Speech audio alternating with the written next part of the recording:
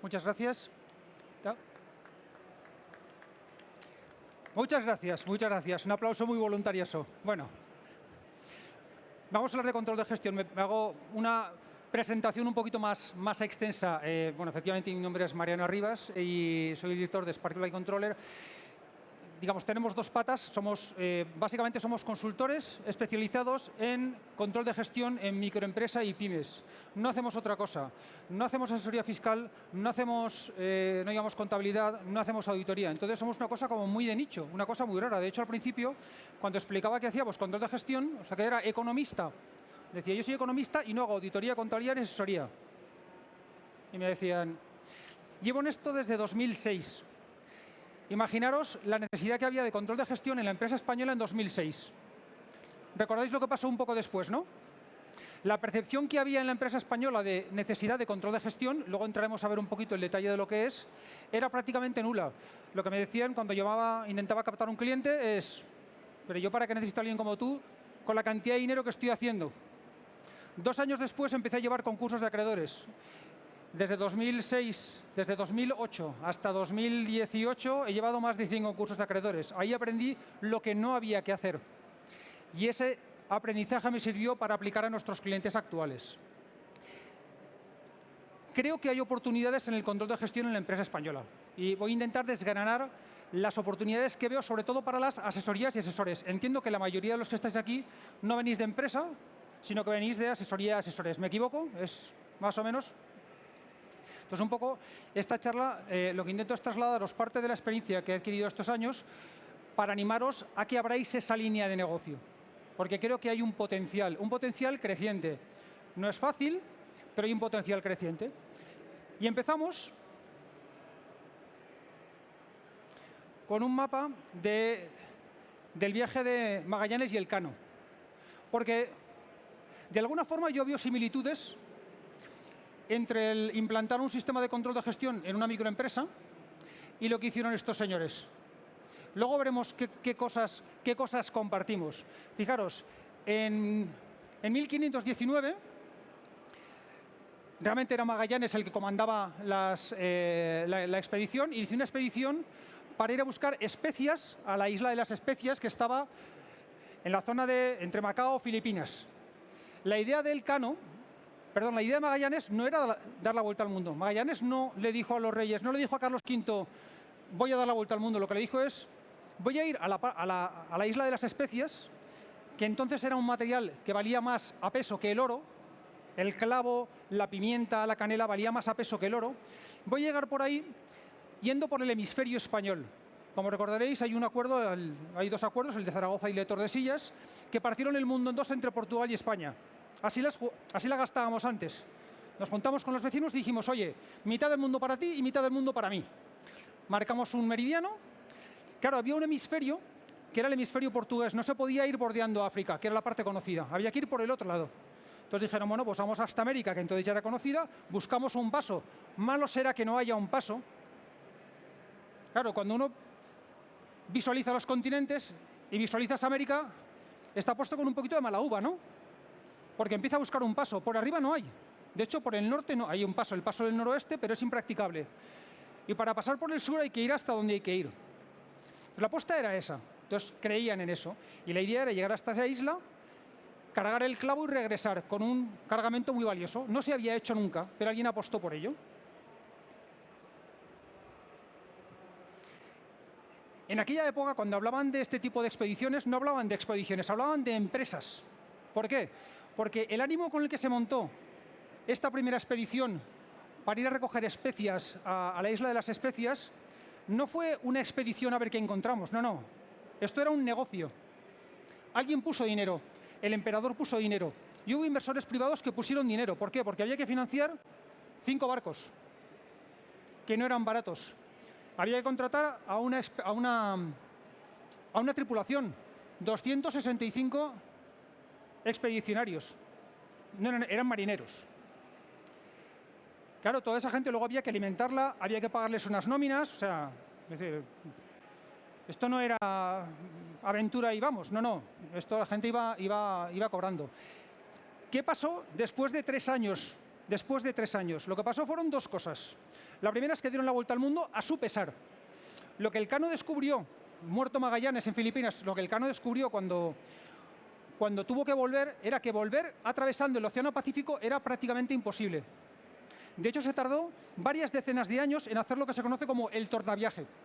Porque por un tema de vientos alisios, no puedes volver por donde has ido. Hay que subir al norte, muy al norte, para llegar a América. De hecho, no se llega hasta abajo. Luego se regresa hasta Veracruz. Entonces, ellos sabían que el cruce del Pacífico fue criminal. Acabó con casi toda la tripulación. No podían volver por ahí. Tenían que volver por el lado portugués, evitando los barcos portugueses. Entonces, después de muchas penurias y de 3 años, 18 supervivientes llegaron al puerto de Sevilla con la nao Victoria. ¿Y qué trajeron? Trajeron 27 toneladas de clavo en un barco, de los 5 que habían salido. El coste total de la expedición fue de 8.334.335 maravedíes. Lo saben porque llevaban contabilidad. Esto todo lo saqué. Hubo hace unos años en Sevilla una muestra conmemorativa del centenario de la Vuelta al Mundo. La venta de los 27 toneladas de clavo generó 8.680.000 maravedíes. Esa expedición, esa empresa, dejó un beneficio de 346 maravedíes, que fue un 4%.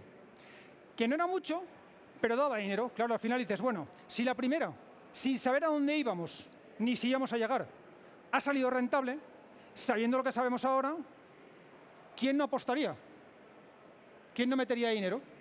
Entonces, en el siglo XVI, esta gente ya llevaba control de gestión.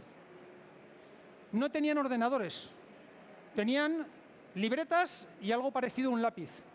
Si en el siglo XVI eran capaces de llevar un control de gestión en una expedición como esta, ¿qué no vamos a poder hacer nosotros con una microempresa en el siglo XXI? Posibilidades deberíamos ser capaces, ¿no? Hablemos de control de gestión. No sé si estáis familiarizados con el concepto. Al final, le he preguntado a la inteligencia artificial, digo, oye, defíneme, porque la verdad es que esto te lo hace bastante bien. Y dice, el control de gestión financiero, hago un matiz. El control de gestión es muy amplio. Realmente el control de gestión nos da información de la empresa. Yo voy a centrarme mucho en la parte financiera, porque la parte de control de gestión, de ventas, marketing, operativo, necesitamos una información que las asesorías no tenemos, pero la parte de finanzas la tenemos, porque todas las empresas, afortunadamente en España, están obligadas a llevar contabilidad, ¿correcto? ¿Qué pasaría si en España la contabilidad no fuera obligatoria? ¿Cuántas empresas llevarían contabilidad? ¿Cuántos autónomos conocéis que lleven contabilidad según plan general contable, no siendo obligatorio? Entonces, afortunadamente es obligatorio. Siendo obligatorio, las empresas, si llevan contabilidad y la llevan bien, saben lo que ganan y lo que pierden, porque si no llevas contabilidad, ¿cómo sabes cuánto ganas o cuánto pierdes? Entonces, eso es algo que las empresas, en general, pues como que lo dan por hecho, pero no. Para saber lo que ganas y lo que pierdes, tienes que llevar una contabilidad y tienes que llevarla bien. Lo cual debería animarles a facilitaros la vida a todos vosotros y llevar las facturas a tiempo, a valorar el trabajo que hacéis, en fin. Hasta aquí vamos bien, ¿no? Entonces, el control de gestión financiera es un conjunto de técnicas y herramientas que permiten controlar las finanzas de una organización. La primera herramienta o técnica sería la contabilidad. Su objetivo es medir, supervisar y vigilar los recursos financieros. Medir. No es más o menos no, es 5, 50 o 500. Vigilar los recursos financieros de la organización y garantizar la gestión eficiente de las finanzas de la empresa e implantar los procedimientos necesarios para conseguirlo. ¿Qué quiere decir esto? Quiere decir que, oye, que vamos a organizar el departamento de administración para que el flujo de facturas no haga que se queden facturas en un cajón, por ejemplo. O en la guantera del coche del gerente. ¿Os suena? Además, el control financiero sirve como instrumento, esto es muy importante, para diagnosticar con antelación posibles errores y desajustes en el plan económico, para el que lo tenga. Claro, si no tienes un plan económico, no tienes desviación sobre el presupuesto, porque como no hay presupuesto, pero si lo tienes, sí, te va a decir, y adoptar las acciones correctoras. Entonces, si yo no tengo un presupuesto, no voy a tener desviación, no voy a tener que corregir nada porque como nada tenía previsto, todo lo que venga está bien. Son cosas que pasan, que es un poco una forma de gestionar que a veces encontramos, ¿no? Que la gestión es como, aquí pasan cosas, me compran, yo hago... ¿Lo reconocéis? ¿En serio? Claro, esto, aquí doy pistas. Doy pistas de mi edad. Bueno, pues para los que lo sabéis, pues no digo nada. Para los que no sabéis, esto es el cuadro de mando de un SEAT 600, que es el coche que, para los que no sabéis, llevaron a lo mejor vuestros padres, con seguridad vuestros abuelos. Entonces, hace X años, los coches iban con esto. Esto es un cuadro de mando. Esto de información. Mide. ¿Qué mide? La velocidad. Aunque ponga 120, no llegaban a 120. O sea, a 100 km por hora aquello parecía que despegaba. ¿Qué información nos daba? Velocidad, cuenta kilómetros. El agua te decía la temperatura del agua. Si eso se ponía rojo, había que parar. Había que parar el coche hasta que se enfriara. En un puerto de montaña, subiendo Monrepós, aquello era, bueno. La dinamo, que no recuerdo qué era algo que había un botoncito en la mezcla de la gasolina, el nivel de aceite y la gasolina. Y con esto se iba por la vida. O sea, de hecho, mi padre, cuando tuvimos otros coches, siempre decía, oye, que yo esto lo he hecho con un 600 y no iba tan mal. Digo, hombre, no iba tan mal. Digo, estarás conmigo en que la cosa ha cambiado.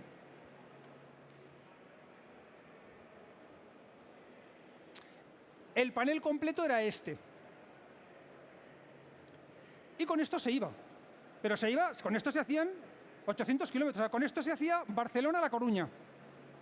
En etapas. Parando en Zaragoza, parando en León, pero se hacía. Se iba. Entonces, oye, ¿cómo que no puedo? ¿Cómo que no puedo? Claro que puedes. ¿Vale? Esto de aquí es el limpiaparabrisas. Y esto creo que es la llave del contacto. Luces, encendidas o apagadas. Esto funcionaba. Ahora podemos ir en esto. Claro, si tenemos que elegir, ya no digo la marca digo la información que nos proporciona. ¿Qué posibilidades teníamos de quedarnos tirados con un 600? Para los que saben lo que es un 600, ¿quién se acuerda de la correa la correa del ventilador, ¿no? Que había que ir a una repuesta porque se rompía. A ver, todo esto, yo hablo de oídas, ¿eh? O sea, yo lo de 600 yo no llegué a... Sí llegué. Claro, ahora con esto te avisa de cuándo tienes que parar, del nivel ya no solamente el nivel de gasolina, te dice si estás cansado, si no estás cansado. Te dice un montón de cosas, o sea, quedarse tirado con un coche así o con un coche de los de ahora, es que yo creo que ni a propósito. No te deja, te está avisando continuamente. Esto es un cuadro de mando. Hay diferencia, ¿verdad? Este funciona. Y este funciona de otra forma.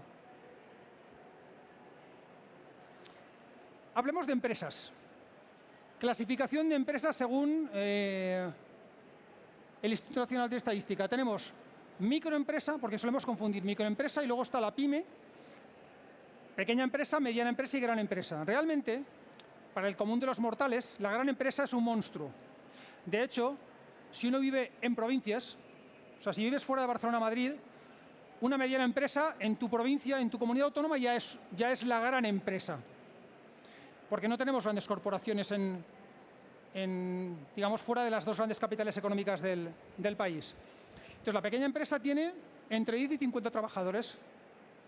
La mediana empresa tiene hasta 250.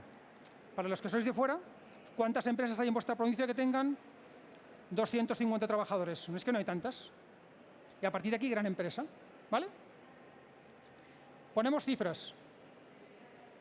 En empresa, más o menos hay 3 millones largos. Claro, la mayoría realmente no son empresas, son autónomos. 1.900.000. Bueno, los dejamos fuera, ¿vale? Porque estos, si tienes 0 empleados, si eres un autónomo, es que no... Pero fijaros, entre 1 y 9, 1.300.000 empresas. Siguiente tramo, 152.000. A partir de 50 ya la cosa empieza a reducirse y finalmente pues tenemos muy pequeñas, grandes empresas. Entonces, ¿a quién nos dirigimos nosotros? Entiendo que el cliente típico de la asesoría, bueno, una parte puede estar aquí, que son autónomos, pero la gran mayoría están aquí, ¿correcto?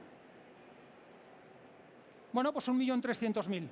Si le sumamos al siguiente tramo, pues casi 1,5 millones de empresas. Como mercado objetivo no está mal, ¿no? No todas van por asesoría, pero todas llevan asesoría fiscal, o casi todas. Porque aunque la contabilidad la viene internamente, el asesoramiento fiscal, eso sí que os compete, ¿vale? Vamos a relacionar las empresas con los niveles de control de gestión.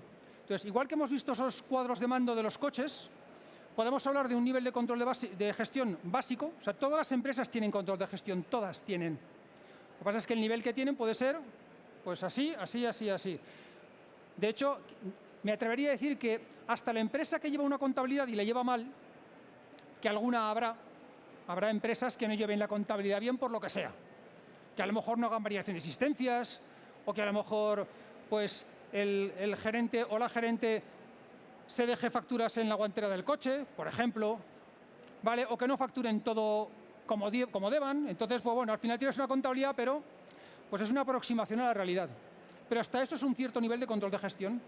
Para mí el mínimo es, el básico, es el que emana de la contabilidad financiera, que es la que se suele llevar, cumplimiento normativo, la de presentar impuestos. Siguiente nivel es el que se obtendría, el tipo de contabilidad analítica, clasificando las partidas de ingreso y gasto, no solamente como dice el plan general contable, que eso por supuesto, sino además vamos a separarlas en gastos fijos, variables, directos e indirectos, que es una cosa que nos explicaron en la Facultad de Económicas o de graduado, que decías, pues esto no le veo sentido, pero cuando empiezas a usarlo resulta que es tremendamente útil.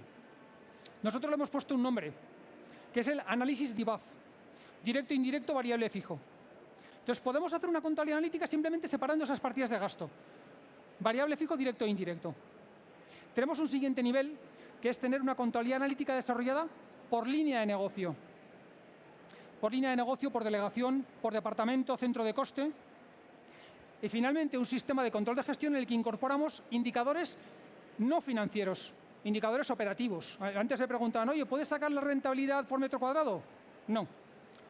En un modelo de contabilidad financiera, de control de gestión financiero, no puedo sacar rentabilidad por metro cuadrado porque los metros cuadrados no están en la contabilidad.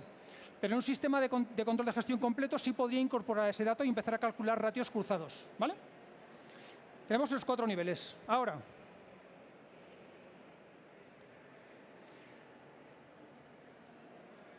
ese 1,5 millones de empresas de las que estábamos hablando antes, la mayoría diríais que están en qué nivel. ¿Cuántos creéis que están en el nivel 1, nivel básico? Más o menos, levantáis la mano, nivel 1. Nivel 2, nivel 3, nivel 4. Realmente están aquí. ¿Qué es lo mínimo? Pues hombre, con un empujoncito, vamos a generaros unos retos. Oye, ¿qué os parece si a partir de esa contabilidad financiera de cumplimiento normativo empezamos a trabajar algún tipo de contabilidad analítica que nos permita mejorar un poco el nivel de control de gestión sin volvernos locos? O sea, no soy una multinacional con un montón de recursos. No, no, no, no, no. Es el siguiente paso. Contabilidad analítica, separando fijo, variable, directo e indirecto. Más importante que esto, oye, ¿qué tal si empezamos a generar cultura de análisis? O sea, no solo tira para adelante, vende, vende, vende. ¿Cuál es el objetivo? Cuando una empresa hace un objetivo, fija un objetivo, un presupuesto, el objetivo lo cuantifica en qué parámetro. ¿Qué es lo que dice? El año que viene vamos a... El verbo que emplean es vender. ¿Cuántos dicen el año que viene vamos a ganar un 30% más? Vamos a vender. Porque, oye, si vendemos un 30% más, malo será que algo más no ganemos. Digo, bueno, ahí hay mucho análisis, ¿no? Profundo, además. Bueno, pues vamos a generar un poquito de cultura de analizar. Vamos a entender que a lo mejor se puede ganar más vendiendo menos. Se puede ganar más vendiendo menos. Se puede ganar más facturando menos, incluso, si uno sabe lo que vende. Podemos, además, como reto, profesionalizar la gestión económica de las empresas. El perfil medio del empresario español, el medio no, la moda estadística, lo que más abunda, según la fuente, es una persona entre 35 y 45, yo creo que eso va más a emprendedores. Realmente, digamos que la media sería en torno a los 45. Para mí está entre los 35 y 55, siendo muy amplio, pero yo creo que en torno a los 40, ¿vale? Muchos tienen estudios superiores, otros no, pero una característica bastante extendida es que la persona que dirige una empresa, sobre todo si es primera generación, no es un financiero. La persona que dirige una empresa es una persona que conoce su sector o su producto. Entonces suele tener un perfil técnico muy acusado, es muy bueno técnicamente, a lo mejor no es muy bueno vendiendo, pero como es muy bueno técnicamente le compran, o al revés, técnicamente no es tan bueno, pero oye, hay que verlo salir a la calle. Entonces vende mucho, no es un financiero. Y generalmente en esta estructura de empresa no suele tener a alguien que tenga un perfil de analista, lo que suele tener es una persona en administración con unos ciertos conocimientos de contabilidad, pero sobre todo esa persona está enfocada no tanto al análisis, sino a la gestión administrativa diaria. O sea, aquí lo que hay que hacer es sacar las facturas, gestionar los cobros, los pagos, ir al banco. Eso es lo que hacen, ¿sí? Entonces no hay nadie que analice. ¿Qué tal profesionalizar la gestión económica de la empresa? ¿Y todo esto para qué? Todo esto es para que no pase parte de lo que yo vi en esos 5 cursos de acreedores. Pues oye, hay señales en el aire que me están diciendo que esto no va bien, pero las señales no las ves. Entonces, podemos empezar a trabajar en cómo mejorar la rentabilidad, la solvencia, la solidez patrimonial, conceptos que al empresario se le escapan, que no nos suelen preguntar a nosotros y que tampoco les contamos, porque, bueno, pues no sé si hay mucho interés o poco interés. Entonces, este sería el reto del control de gestión en la microempresa. El final último es que esto no va de crear, hay como una fiebre con emprender, y nos llenamos de estadísticas de cuántas empresas se han creado. Bueno, pero una empresa que se crea empieza con 0 trabajadores, luego con 1, con 2 y con 3. ¿No sería más interesante mantener a las que ya tenemos? Garantizar la supervivencia de las que tenemos, mejorar el ratio de supervivencia. Como reto, ¿cómo lo veis? ¿Qué? ¿Reconocéis el fotograma? ¿La película? La película Lo Imposible. Claro, hacer todo esto en alguno de los clientes que estáis pensando, y dices, pues es que esto es... Oye, pero al final salieron, ¿eh? Pese a todo salieron. Entonces, aunque parezca imposible, las cosas se pueden hacer. ¿Qué oportunidades hay para las asesorías? Las que yo veo. Por un lado, y esto lo he oído con muchas asesorías con las que trabajamos o tenemos relación, el cumplimiento normativo, llevar la contabilidad para presentar impuestos, ¿a eso le queda cuánto tiempo? Cada vez está más automatizado. Es un servicio que la empresa no valora. ¿Cuánto cobráis por llevar la contabilidad de una empresa? ¿Qué margen deja eso? O sea, al final es algo cada día más complicado. Muchas veces las empresas luego se internalizan el servicio, hay un montón de software aquí que te permiten hacer ese tipo de servicios, entonces realmente eso, yo creo que donde se gana más a lo mejor es en la parte de asesoría. ¿Qué se puede añadir? La asesoría no fiscal, sino la asesoría de control de gestión, que es asesoría de equilibrio patrimonial y sobre todo análisis de rentabilidad. Sobre todo, análisis de rentabilidad. Me voy a sentar contigo no para contarte lo que tienes que hacer, sino para decirte cosas que yo veo que tú a lo mejor no ves y que te pueden ayudar a ganar más dinero y a tener un balance más sostenible a largo plazo. Más oportunidades. Desarrollo de programas orientados al control de gestión. ¿Os suena esto?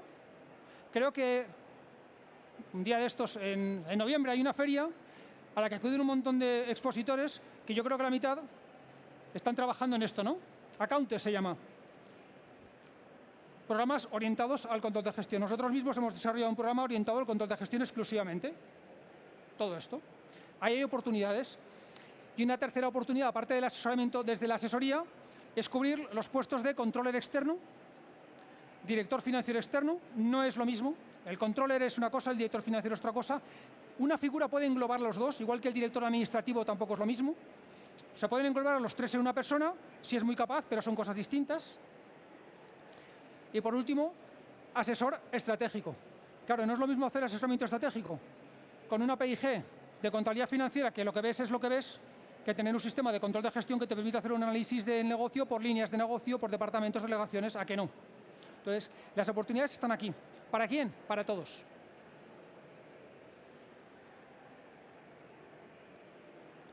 ¿Qué hace falta? ¿Lo reconocéis? ¿No? Bueno, pues si no lo reconocéis, no os lo voy a decir. Estos dos señores estuvieron en el top durante muchos años. El mérito no es...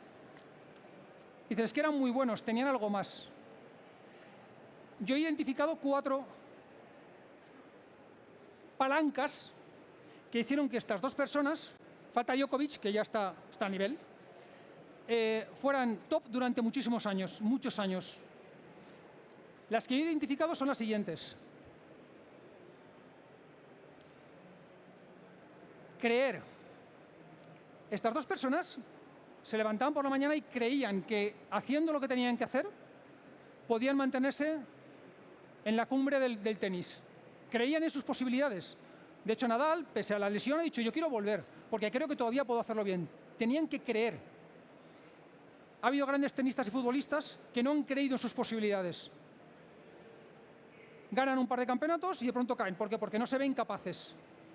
Entonces, la primera es creer. La segunda, querer. Pero querer, dice, no, yo quiero ser el número 1. No. Perdón, eso no es querer. Eso es, me gustaría ser el número 1. Yo hablo de querer. No de me gustaría, hablo de querer. Porque cuando quieres, estás dispuesto a sacrificar cosas para conseguirlo. La tercera es, se puede alterar el orden, saber cómo. Claro, si yo quiero jugar a tenis y quiero jugar muy bien, ¿qué necesito? Saber jugar a tenis muy bien. Y para eso, práctica. O sea, tengo que creer que puedo hacerlo, querer hacerlo, y luego practicar y aprender. Vale, ahora, cógeme a los dos, quítales la raqueta. ¿Qué hacen Federer y Nadal sin raqueta? ¿A qué nivel se quedan? Al mismo que nosotros. O sea, si yo te cojo, si yo le he hecho un partido de tenis a Federer, los dos sin raqueta. A ver qué pasa. ¿Me ganará? No lo sé. Igual sí, pero... Entonces, hace falta tener herramientas. Pues para montar un sistema de control de gestión en una empresa, hace falta exactamente lo mismo. Primero creer, luego querer, saber y tener herramientas. Si pensamos en todas esas empresas que tenéis como clientes que diríais, oye, pues igual, ¿cuál pensáis que es de las 4 patas la que más falla? ¿La de creer o querer? Creer. ¿Cuál pensáis? Saber. Saber, lo que más les cuesta es saber. Si tú no sabes, dices, si no sabes no te preocupas. No, si tú no sabes, ¿qué haces? El que no sabe, ¿qué puede hacer? Cuando uno no sabe, puede aprender. Por lo tanto, no es saber. Querer, oye, ¿a ti te gustaría tener un sistema de control de gestión que, pues sí, me gustaría, pues, vale, con unos cuadros, vale? Entonces, realmente lo que falla es creer. Yo me atrevería a decir que el 70% de vuestros clientes no creen que los números les puedan aportar nada. ¿Me equivoco? ¿Me equivoco en el porcentaje? No, o sea, no. 70 me he quedado corto, más, menos. Entonces, lo que más falla en la empresa es que no creen que les podamos ayudar. O sea, ¿nos ha pasado que yo te voy a contar, cerramos el año, pues vamos a ver la cuenta de resultados? No, pero si yo ya sé, eso que me cuentas tú ya lo sé. ¿Pero cómo lo vas a, si no lo has visto? No, pero yo ya... Da igual lo que les enseñes, lo saben. Y si les enseñas otra cosa, también lo saben. En el fondo les da igual, no creen en eso. ¿Vale? 1,5 millones de empresas, potenciales clientes. Excluimos a los que no creen, 70%. ¿Eso qué son? ¿Como 850.000? Nos quedamos con el resto. Vamos a quedarnos con 500 o con 600.000 empresas de todas esas, que esas creen. Oye, ¿tú crees que te puedo ayudar? Analizando Tío, pues yo creo que sí, sería interesante. Vale, pues si crees, quieres, por supuesto. ¿Sabes? No, vamos a aprender. Y aprender es decir, aprender, al final, o aprende la empresa o aprendéis vosotros. Vosotros ya tenéis una parte aprendida, porque como casi todos sois asesores, los números os son familiares. O sea, vosotros no tenéis, os ponen un malazo delante y no decís, os hablan del fondo de maniobra y dices, pero fondo de maniobra, pero es para atracar, o sea, ¿esto qué es un barco? ¿No? Hablamos de las NOF y bueno, entonces sí que sabéis. Lo que faltaba hasta hace no mucho para mí eran las herramientas. ¿Qué hacemos todos? Los que hacéis algo parecido a esto, o lo que hacía yo hasta hace 4 días, cojo el libro diario, descarga Excel, me remango, tutorial de Excel, fórmulas, y empezamos a poner buscar V, concatenar, extrae, fecha. Entonces montamos nuestra hoja Excel para ese cliente, con 27 pestañas, con un montón de fórmulas vinculadas que un día le das al botón y no sale lo que esperabas y dices, se ha roto una fórmula y no sé dónde está. Entonces, por cada cliente al que le hacemos eso, 5, 6, 7 horas de preparación. Luego media hora de análisis y luego 1 hora de sentarnos con él. Pero son 7 horas que esas... No te nos pasaba eso, claro. Si solo te dedicas a eso, ¿cuántos clientes puedes tener? Si tienes que hacer eso, 5, 6, 7. Entonces, bueno, en la parte de las herramientas, lo que hicimos fue, aprovechando el parón del confinamiento, desarrollar una herramienta que automatiza una parte de procesos, de tal forma que, donde antes tardábamos 7 horas, después de meter miles de horas y miles de euros, ahora tardamos 30 minutos. De hecho, menos, le damos a un botón y se actualiza. Entonces ya tenemos el querer del empresario, el querer del empresario, el saber y la herramienta, y analizamos.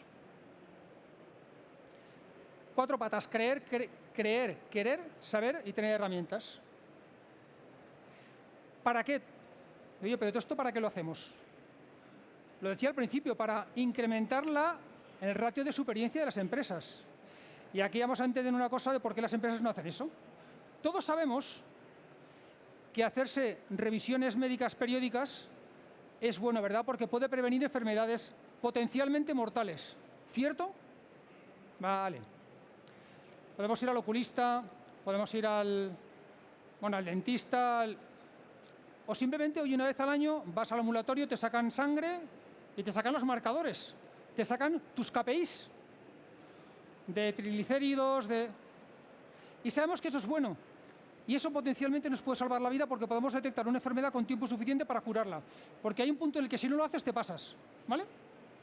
Entonces yo lanzo la pregunta, no hace falta que respondáis. Sabiendo que esto es importante y que nos puede ir potencialmente la vida, ¿cuántos de vosotros os hacéis analíticas anuales? No hace falta que levantéis la mano, pensadlo. Si pidiera que levantara la mano, ¿qué diríais que la levanta? ¿La mitad, más de la mitad o menos de la mitad? Menos de la mitad. Entonces, fíjate qué borrico los empresarios que, sabiendo que el control de gestión les ayuda a incrementar el ratio de pervivencia de las empresas, no nos lo piden a gritos. O sea, deberían estar todos como locos. Mariano, quiero que me hagas un sistema de control de gestión y que me marques unos KPIs para saber cómo está la salud de mi empresa.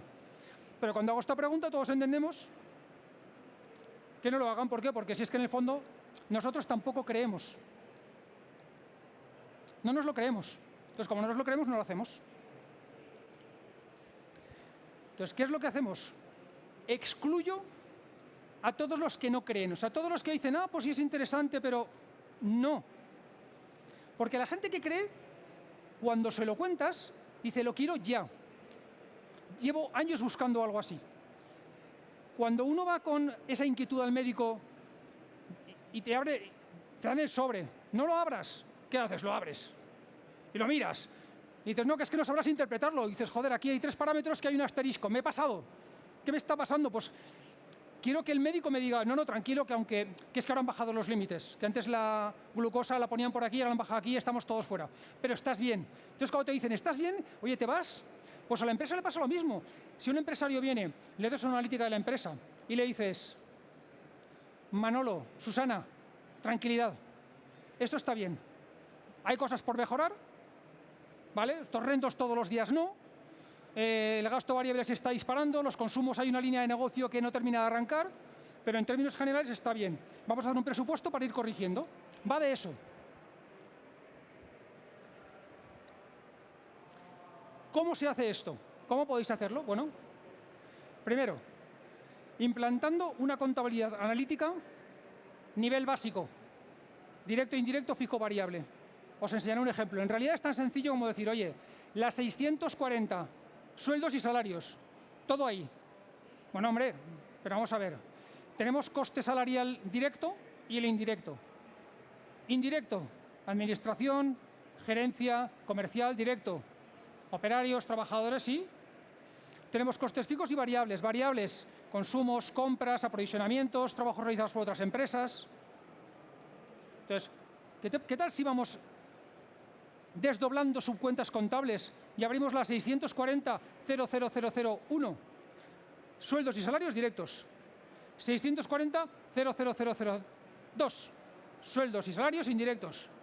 Se puede hacer, ¿no? A este nivel llegamos. No hace falta tener un ERP, no hace falta tener Navision, SAP, SAGE, no. Con mi programa de contabilidad hago eso. Si tengo un programa de un ERP, lo que puedo hacer es clasificarlo, en vez de a nivel subcuenta, lo puedo hacer una clasificación a nivel de dimensión, de centro de coste o de como lo llame el programa en cuestión. De banderita, de tag, de etiqueta o lo que sea. Primer nivel. Y ahí ya tendremos información que vamos a ser capaces de leer. ¿Por qué? Porque si hay una partida de gastos que se llama gastos fijos directos, esos gastos, ¿cómo serán durante el año? Además de directos y de gastos fijos. Y si no son fijos, hay que mirar qué está pasando. ¿Y qué significa fijos? Fijos significa que todos los meses deberían ser razonablemente iguales. Y si no, tengo que periodificar. Y los indirectos, 3/4 de lo mismo. Y los variables, esos son variables. Esos, bueno, cada mes puede ser una cosa. ¿Cómo son esos los gastos variables respecto a los ingresos? Si calculo, es un porcentaje. Y ese porcentaje debería ser razonablemente constante. Hombre, no, porque si compras mucho, haces variación de existencias. Hombre, pero todos los meses no puedo. Todos los meses no, trimestral. Ya, pero es que el almacén es muy grande.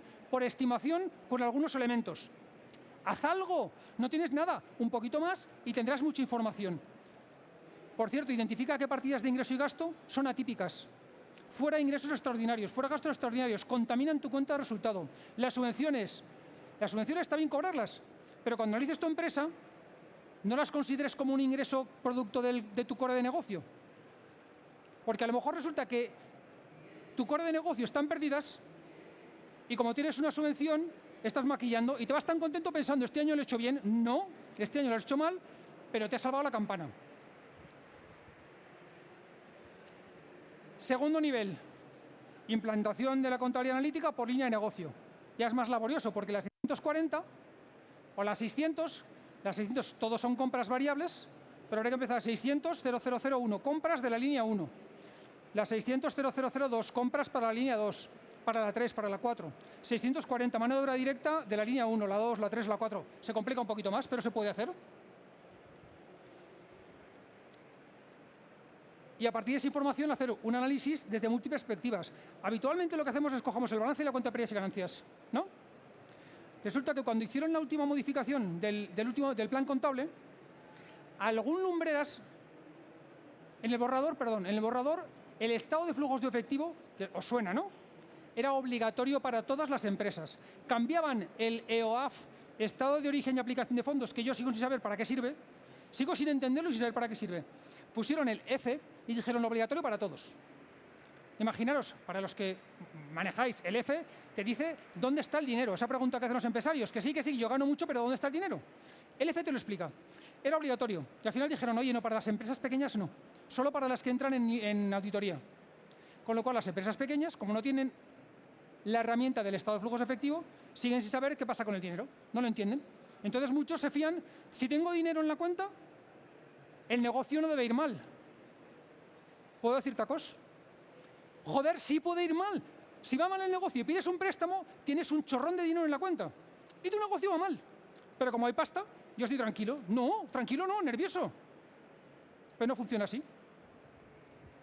Entonces, lo que proponemos es analizar la empresa desde varias perspectivas. Coge el balance, coge la cuenta de resultados formato plan general contable, coge la cuenta de resultados formato DIVAF, hace una cuenta de resultados normalizada eliminando los ingresos y gastos que no son afectos a la explotación del negocio. Haz presupuestos. Analiza desviaciones. Por mostrar un poco la idea. La contabilidad general lo que nos muestra es esto. Nos hace grandes agrupaciones de gasto que tienen componentes fijos, variables, directos e indirectos. Lo que proponemos es, ¿veis? Tenemos los costes directos, los indirectos, los fijos y los variables. A esto nosotros lo llamamos la matriz DIVAF y nos permite entender y explicar muy bien. Oye, costes directos, coste de producto. Esto, una persona que esté relacionada con el mundo de la empresa y que no sea un financiero, esto lo entiende. Costes indirectos, costes generales. Ah, pues entonces repercutimos. No, de momento no. De momento los separamos. Fijos, variables, los fijos. Lo de levantar la persiana. Es que a mí levantar la persiana me cuesta. Costes fijos. Costes variables cuando empiezo a producir. Entonces la idea es, en ese primer nivel de contabilidad analítica, pasar de esto, veis aquí, la mano de obra, la directa, la indirecta, los consumos, tendríamos fijo, tendría que haber movido el gráfico, pero había una parte de fijo, el consumo tiene una parte fija, que es la potencia contratada, una parte variable, que es el consumo, una parte directa, que es eso mismo de la parte de producción, y una parte indirecta. O sea, ahí tienes un poquito de todo. Pasar de esto a esto. Identifico las masas. Estos son euros. Yo ya sé que tengo 3 personas, pero ¿cuántos euros son? ¿Cuál es el peso de mis costes generales en la estructura? Que a lo mejor es mucho. Que a lo mejor mi problema es que las líneas de negocio sí generan margen, pero mis costes indirectos se lo comen todo. Entonces tengo un problema de volumen. O incremento volumen o reduzco costes indirectos. Son cosas distintas. Cuando tienes un sistema de control de gestión como el que estamos viendo, lo que pasa es de una cirugía como la de hace 30 años, que uno llegaba al hospital, me duele la tripa, y entonces decían, le duele la tripa. Vale, quirófano. Y entonces en el quirófano, el cirujano cogía el escalpelo y hacía, ¿le duele la tripa? ¿Dónde? Por aquí. Y hacían así. Abrimos en canal a ver qué hay. Ahora aplican la paroscopia, pues vamos a hacer la paroscopia para las empresas. Entonces, una forma de clasificar, de hacer esa contabilidad analítica, un ejemplo sería, oye, pues aquí, coges una empresa, desarrollas una contabilidad analítica por línea de negocio y luego lo que haces es decir, mira, cada subcuenta contable la voy a imputar, la voy a considerar como gasto, como fijo, como variable. Voy a poner un concepto de naturaleza, un departamento, una línea de negocio. Entonces lo que hago es, en mi programa de contabilidad, genero la contabilidad analítica y mi programa de análisis lo que hace es coger esa información y ordenarla de una forma que mi programa de contabilidad no hace. Porque los programas de contabilidad, programas de gestión y los ERPs son muy buenos captando datos, pero no son demasiado buenos entregando esa información. O sea, los paneles de mando que salen de los ERPs, joder, para lo que me ha costado el ERP, son una castaña. Por eso todo el mundo trabaja con Excel y con Power BI. Porque al final, tráeme el dato y yo lo analizo. Y entonces puedo empezar a ver cosas como esta. Claro, yo no me vuelvo loco. Meto los datos con contabilidad analítica y entonces pues tengo, esto sería una pantalla de Power BI, pues una primera visión, ingresos, gastos variables, margen de contribución. Esto hay que explicarlo. Estamos acostumbrados a oír del resultado de explotación que viene de la PIG del plan general. Esto es mucho más interesante. ¿Cuánto dinero queda en tu empresa? A mí este dato me importa muy poco. ¿Por qué? Porque si yo soy una empresa de servicios, esto y esto son casi iguales. Pero si yo comercializo, esto puede ser 10 veces esto. ¿Por qué? Porque el 80% de los costes del valor de venta es para pagar a mi proveedor. Entonces, el tamaño de una empresa empieza aquí, en el margen de contribución, y luego le quitamos los costes fijos directos. Y aquí le enseñamos al empresario, mira, evolución por meses, evolución acumulada, qué ha pasado en julio, qué ha pasado en agosto, vamos a explorar la paroscopia. Nuestro problema no está en la empresa. ¿Qué pasa estos 2 meses? Vamos a entenderlo. ¿Qué ha pasado con los ingresos? ¿Qué ha pasado con el estado de flujos de efectivo? Vamos a comparar, oye, evolución del activo, del pasivo, de la cuenta de resultados, del estado de flujos de efectivo. Vamos a relacionar cosas, vamos a entender lo que está pasando, vamos a tirar del hilo. Vamos a hablar líneas de negocio. Esto es un gráfico, esto ya es Excel. Claro, estos son líneas de negocio. Ostras, ¿de dónde sale el dinero? De la amarilla. Es que yo tengo 5 líneas de negocio. Tú tienes 5 líneas de negocio, yo no sé cuánto, no sé qué ventas tiene la línea 2. Pero es que me da igual, porque me fijo en el resultado. Las ventas me dan igual. Esa línea hay que mirarla. Antes de empezar a vender más, vamos a entender qué está pasando con la línea que no funciona. En vez de echar más agua a la piscina, vamos a identificar la filtración. ¿Tiene sentido? Control de gestión. Y acabando, os enseño solamente lo que le quiero enseñar a un empresario. Cambio de largas a cortas. Lo que yo quiero es poder... Un segundo.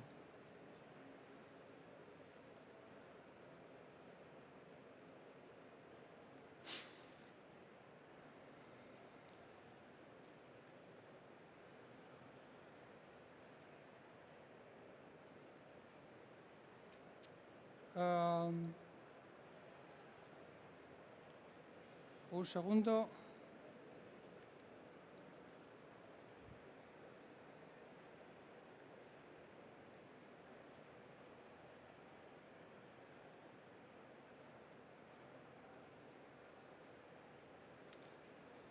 Playa chula, ¿eh?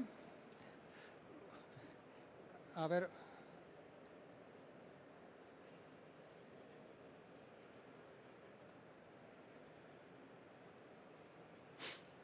Ahora.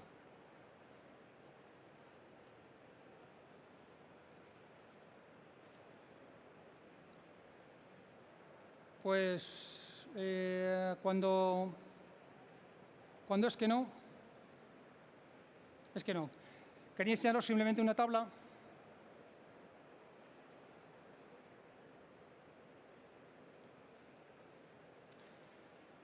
Bueno, no se conecta. Una vez que construyes tu cuenta de resultados, lo tenía en Excel, tu cuenta de resultados en Excel, una cosa muy chula es enseñarle a la empresa, mira, esta es tu cuenta de resultados muy agregada. Sí, tengo un fichero Excel, pero no está... ¿Qué pasa? Que no... Bueno, no lo sé, al cambiar... La presentación te estaba saliendo. Sí, pero no, pues no sé, he cambiado, he cerrado la presentación, me vengo a proyectar, duplicar pantalla, ¿no? O solo segunda pantalla, vamos a probar. Vale, me vale. Bueno, me vale a medias. ¿Veis más o menos los datos? ¿Sí?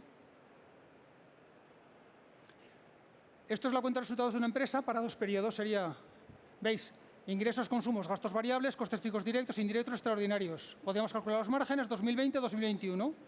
Total ingresos, cuenta de resultados, resultado final. Entonces tengo aquí una comparada de esto es lo que pasó el año pasado y lo que ha pasado este año. Información que sacamos de aquí, bueno, pues podemos hacer una proyección temporal y ver alguna cosa. Pero lo que yo quiero es enseñarle esto. Perdonad, pero lo de ir al revés y de...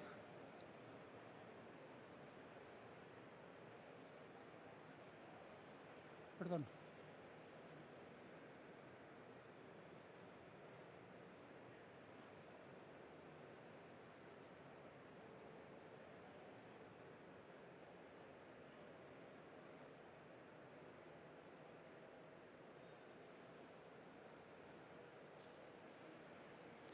Lo que quiero explicarles, en el año 20, y podríamos verlo por trimestres y por meses, este fue tu cuenta de resultados agregada, pero mira de dónde viene. Hemos definido 3 líneas de negocio, hemos definido 3 centros de coste no imputables a las líneas de negocio porque no encontramos inductores o cost drivers suficientemente buenos. Entonces, esto viene de aquí, que más o menos lo sabes, pero es que esto viene de aquí, que al final tienes una línea muy rentable. ¿Muy rentable a qué nivel? A nivel de margen directo. No estoy imputando los indirectos, que eso es un lío, porque los criterios de imputación de los costes indirectos son criminales porque son muy inexactos. Dependen, voy a poner uno que encaje, por valor de ventas, por beneficio, por número de unidades. No, que no tiene nada que ver. Claro, si yo le presento esto a un empresario, ¿por dónde empezamos a trabajar? Pues vamos a empezar a trabajar por aquí. ¿Qué ha pasado? ¿Qué ha pasado aquí? Entonces analizaremos esto. Y aquí, ¿cuál es el problema? Está en los ingresos, en los costes fijos. En los variables no está, porque es un problema de costes fijos, sobre todo de costes fijos directos. Es un problema de volumen. Aquí tienes que vender más. Vamos a pensar, o reduzco estructura o ajusto coste. Y esto podemos proyectarlo hasta el infinito. Entonces, no es lo mismo El entender la marcha de una empresa con una PIG, le dio al botón y sale el formatito de la PIG a final de año, que es decir, vamos a ver esto todos los meses o todos los trimestres para ver cómo evolucionan todas las líneas a nivel de ingreso, consumo, bla, bla, bla, bla, bla. Control de gestión aplicado a pymes. ¿Cuánto vale para la empresa esto? Vale muchísimo. ¿Cuánto está dispuesto a pagar?